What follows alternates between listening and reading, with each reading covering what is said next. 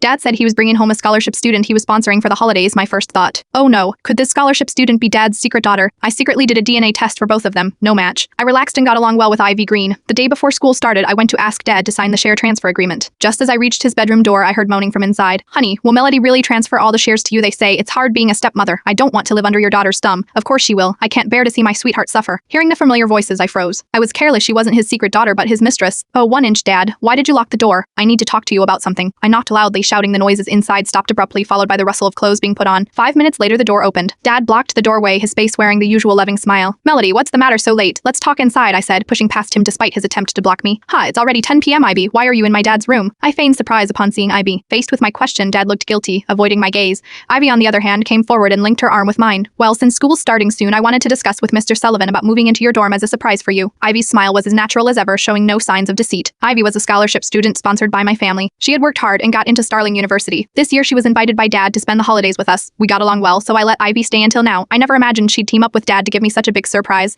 It's all your fault for coming suddenly. Now the surprise is ruined, Ivy said, half pouting and half reproachful as she clung to my arm. I laughed coldly inside. Thank goodness I came suddenly, or I might not have been able to handle this surprise. No wonder Ivy, who's my age, could seduce my dad. With her psychological resilience and quick thinking, she truly lived up to her reputation as a top student. Oh, I see. I thought you came here in the middle of the night to do something with my dad, I said, my tone dripping with sarcasm. Ivy's smile almost faltered. She chided. Melody, what are you saying? Dad had regained his usual composure and came over to scold me. Melody, reputation is important. Don't talk nonsense. But the room smells funny, just like those bushes on campus that reek during spring, I said, pretending to be wronged. Oh my, it was like this when I came in too, Ivy chimed in. Melody, you need to understand, Mr. Sullivan, you know men sometimes. Well, Ivy trailed off, looking bashful. In short, single men have certain needs. We girls shouldn't ask too much about it. Dad nodded approvingly at Ivy's words, then turned to me. Melody, why did you come so late? I waved the share transfer agreement in my hand. Dad and Ivy's eyes lit up simultaneously. Melody, I won't disturb your father-daughter talk then, Ivy said. Good night, Mr. Sullivan. Oh, too, now that I've discovered Dad's affair, I certainly won't sign the share transfer agreement. The shares were left to me by my late mother. If I gave them to Dad now, who knows who he'd use them to support. I made an excuse that my grandparents' shares also needed to be transferred, so it would take a few more days to process. Dad was overjoyed and agreed immediately. He even transferred me $10,000 as pocket money. You should know Dad had never transferred more than $1,000 at once before. My monthly allowance was only $300. Most of my other pocket money came from my grandparents. The excuse was to cultivate my spirit of frugality. Then I remembered the monthly transfers Dad made to Ivy after she started university. It was never less than $1,000 each time. You are the heir to Sullivan Corp. You've seen the world since you were young. Ivy is just a girl and a scholarship student. She hasn't seen much of the world. If we don't give her enough money, what if some thug takes advantage of her now that she's at Starling University? Now thinking back, it's laughable. They must have been involved even then. Once the veil is lifted, everything becomes clear. Ivy likes to cook, but 90% of her dishes cater to Dad's taste. Dad's favorite fish dish is always placed on his right side. Ivy loves hearing about Dad's work. She either praises his brilliant decisions or sympathizes with how hard he works, always boosting his ego. Ivy is knowledgeable and likes to chat with me about various topics.